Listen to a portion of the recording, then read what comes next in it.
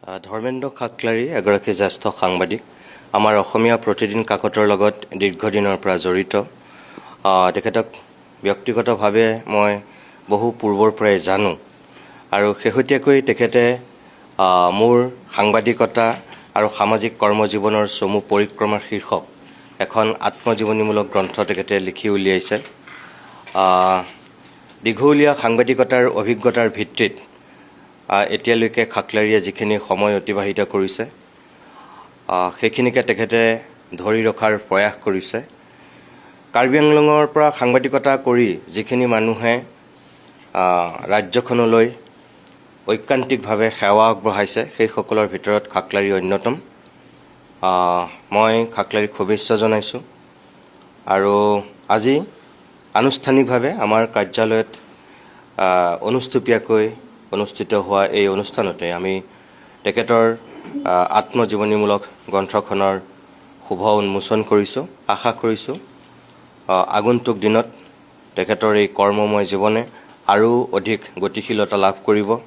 ৰাষ্ট্ৰীয় পৰ্যায়ৰ খেলুৱৈ আছিল, কিন্তু সেই খেলুৱৈগৰাকীৰ জীৱনলৈ হঠাৎ এটা সময়ত যিটো প্ৰত্যাহ্বান নামি আহিছিল সেইটোৰ সন্দৰ্ভত মই খাকলাৰীৰ যোগেদিয়ে অৱগত হৈছিলোঁ আৰু তাৰপিছত মই আমাৰ ষ্টুডিঅ'লৈ মাতি আনি তেখেতৰ সন্দৰ্ভত কিছু কথা অসমৰ ৰাইজক অৱগত কৰাইছিলোঁ। গতিকে তাৰ কাৰণেও মই খাকলাৰীক ধন্যবাদ জনাম। আৰু ক্ষীৰোদ খাকলাৰীক লৈ যিখন কিতাপ ধৰ্মেন্দ্ৰ খাকলাৰীয়ে ইয়াৰ পূৰ্বে সংকলন কৰিছিল সেইখনো গুৱাহাটী প্ৰেছ ক্লাবত আনুষ্ঠানিকভাৱে যেতিয়া উন্মোচন কৰা হৈছিল ময়ো তাৰ উন্মোচক আছিলোঁ। গতিকে এনেকুৱা কিছু কাম কৰি থাকে খাকলাৰীয়ে। সাংবাদিকতাৰ বৃত্তটোৰ বাহিৰত থাকিও লিখা-মেলা কৰি বা সামাজিকভাৱে কিছুমান কাম কৰি তেওঁ ভাল পায়, মই জানো। আৰু তেনেকুৱা ব্যক্তিক কেতিয়াবা উৎসাহ দিব লাগে, প্ৰেৰণা দিব লাগে। আৰু মই ভাবিছোঁ যে আজিও তেনেকৈ তেখেতক উৎসাহ দিবৰ কাৰণে, প্ৰেৰণা দিবৰ কাৰণে মই আনুষ্ঠানিকভাৱে তেখেতৰ যিখন আত্মজীৱনীমূলক গ্ৰন্থ এইখন উন্মোচন কৰি তেখেতক এটা মই সাহস দিছোঁ। আগলৈ যাতে তেখেতে আৰু এনেধৰণৰ ভাল কাম কৰি যাব পাৰে, ভগৱানৰ ওচৰত প্ৰাৰ্থনা কৰিছোঁ। হয়, মই বহুত দিনৰ পৰা মই নিজৰ আত্মজীৱনীমূলক যিটো কিতাপ উন্মোচন কৰিবৰ কাৰণে মই বহুত পৰিকল্পনা কৰি আছিলোঁ বা লিখাৰো পৰিকল্পনা কৰি আছিলোঁ। আজিৰ পৰা প্ৰায় দীৰ্ঘদিন ধৰি মই কিতাপখন লিখি অৱশেষত প্ৰকাশৰ মুখ দেখা পালে। সেয়া হ'ল মই আজি এইখন কিতাপ উন্মোচন কৰিবৰ কাৰণে মই গুৱাহাটীলৈ আহি অসমীয়া প্ৰতিদিন টাইমৰ মুখ্য সম্পাদক নিত্যমণি শইকীয়াৰ জৰিয়তে আজি মই গুৱাহাটীত উন্মোচন কৰালোঁ। ভাল লাগিছে, তেখেতে সহায় সহযোগ কৰি কিতাপখন উন্মোচন কৰি দিছে। গতিকে তেখেতক মই ধন্যবাদ জনাইছোঁ। এইকাৰণে যে যেনেকুৱা ধৰণৰ মই এই গ্ৰন্থখন অঞ্চলটোৰ হাৰাকাট অঞ্চলৰ যিখিনি এজন সাংবাদিক হিচাপে যিটো দায়বদ্ধতা লাগে, সামাজিক দায়বদ্ধতা, এই সামাজিক দায়বদ্ধতাত থাকি যিখিনি কৰিব লাগে কৰ্ম সাংবাদিকৰ ৰাস্তা ঘাট স্বাস্থ্যকে আদি কৰি দুৰ্নীতি কেলেংকাৰী এনেকুৱা ধৰণৰ বা বেমাৰ আজাৰৰ ক্ষেত্ৰত যিখিনি দাঙি ধৰিব লাগে সাংবাদিক হিচাপে, এই গোটেইখিনি মই কৰি আহিছিলোঁ অসমীয়া প্ৰতিদিনৰ সাংবাদিক হিচাপে।